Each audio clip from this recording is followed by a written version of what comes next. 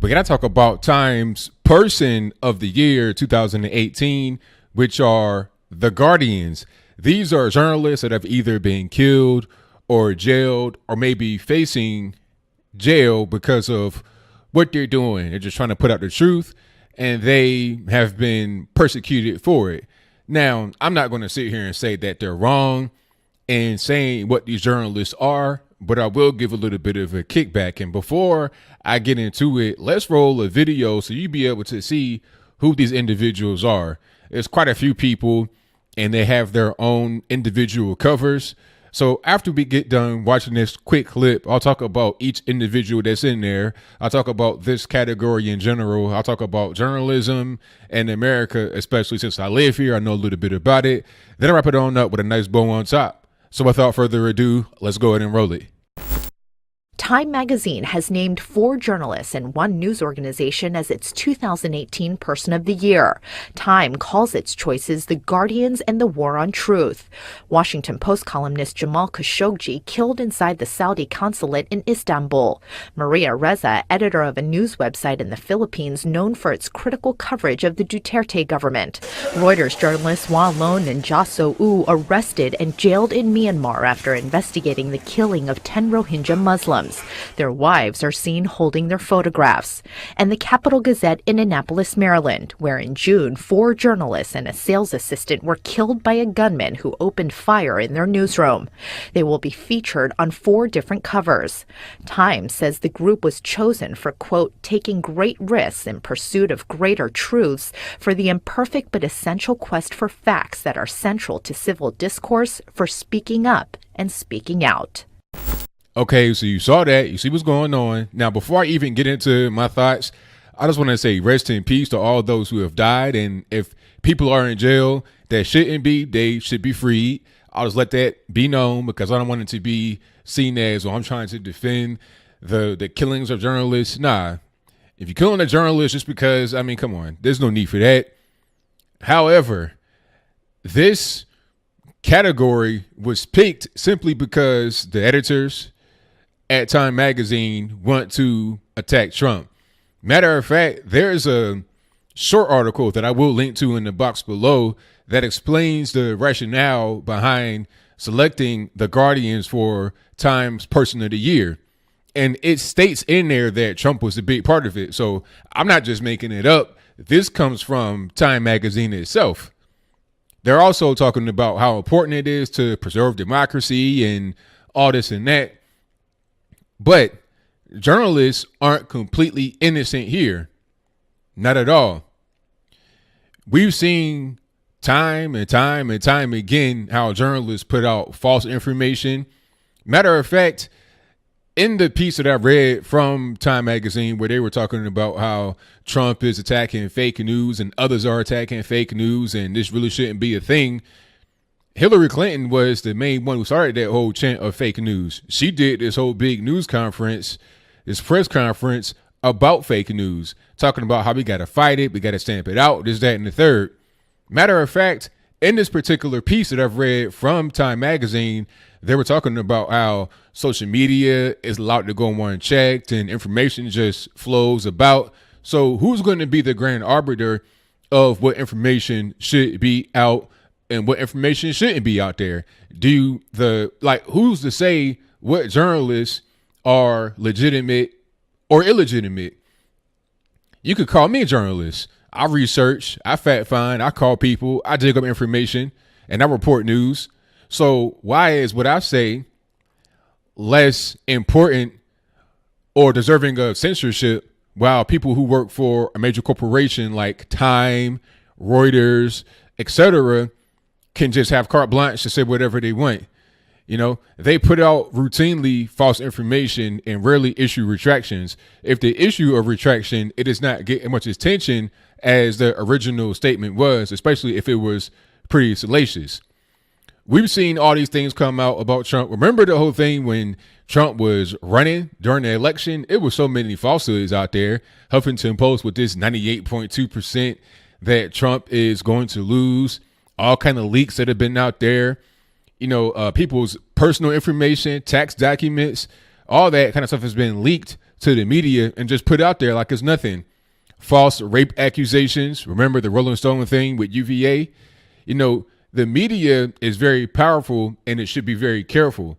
Again, I'm not trying to say that taking a journalist's life just because a person does not like what they say or if they post false information is okay. Never would I say that. However, let's not act like journalists aren't powerful, and let's not act like what they say does not impact people's lives, whether in a positive way or negative way.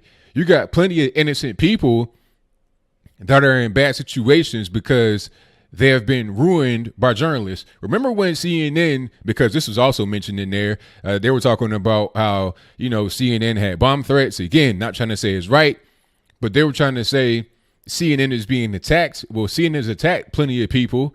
Don Lemon attacked people like myself, talking about the people who go to Trump Tower, the mediocre Negroes, slanderous stuff, hurtful language that people use against us that reverberates out there because people believe it, and then they want to attack me. They want to put off false information about me and have my character, almost be ruined because of what they say. But back to CNN, it was one situation where they tried to dox somebody because they were threatening them to not put certain information out. It was really weird. If I could find that particular story I'm talking about, I'll place that in the description box below.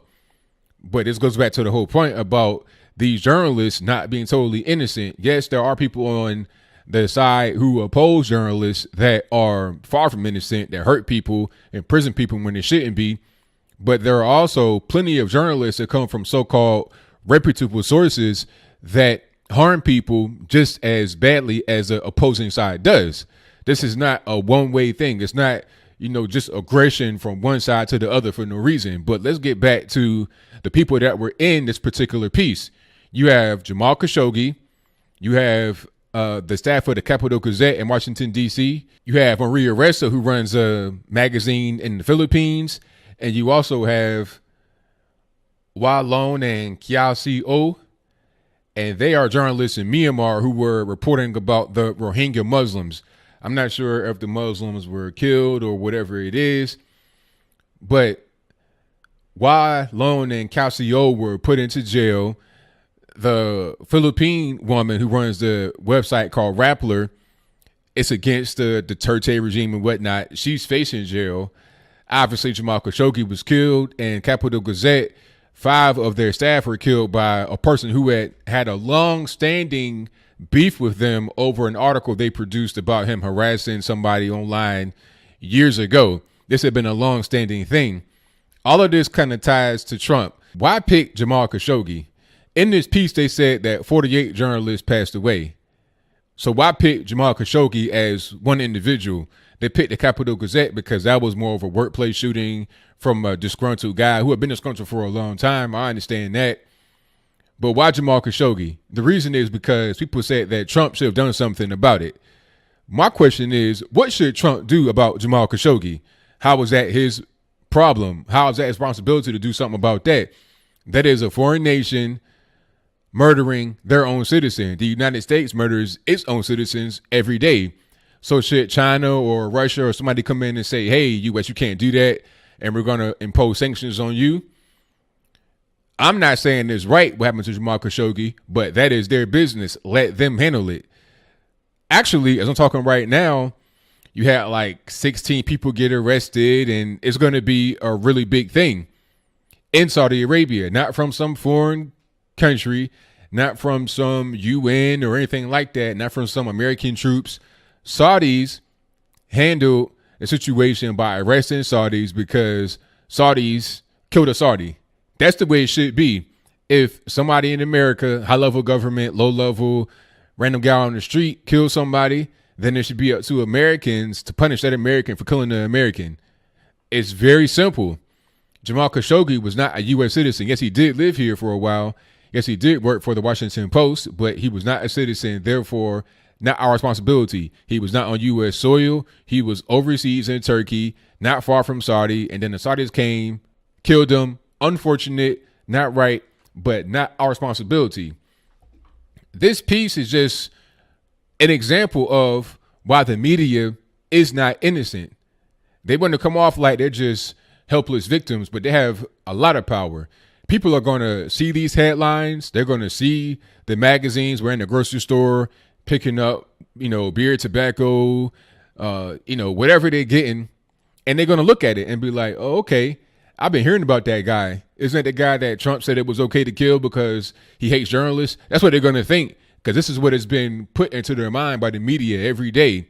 And then guys like myself and many others have to be on alternative platforms to counteract the falsehoods that some media puts out there. I'm not going to sit here and say that everybody in the media and all media stations constantly put out false information, but let's not act like this is not a serious issue.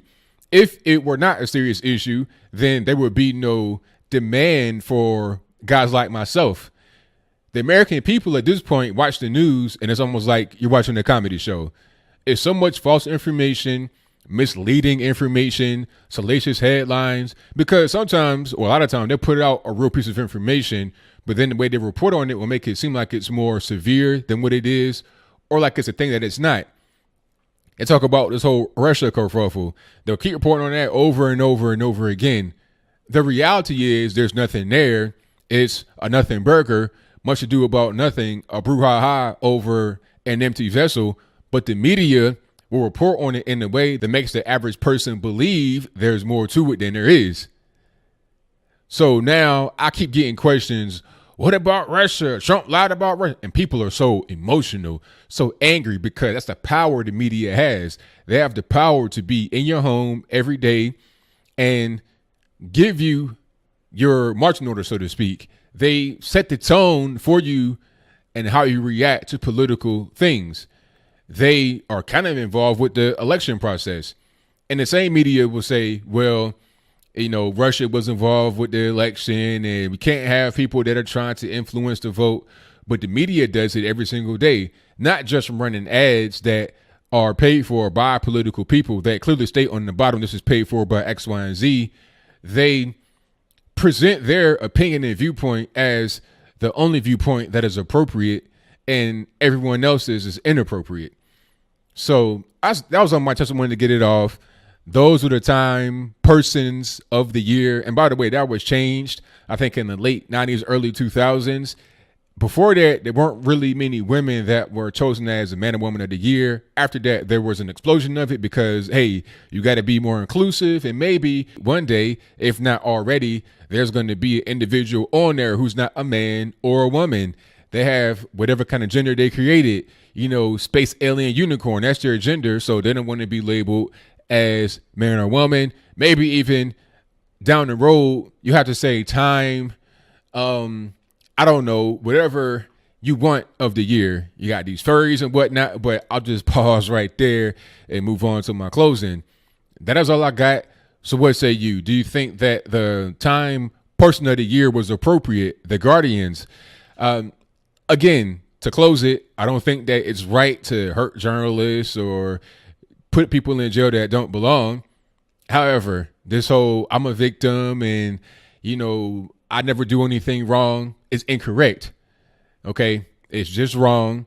But am I wrong for saying that?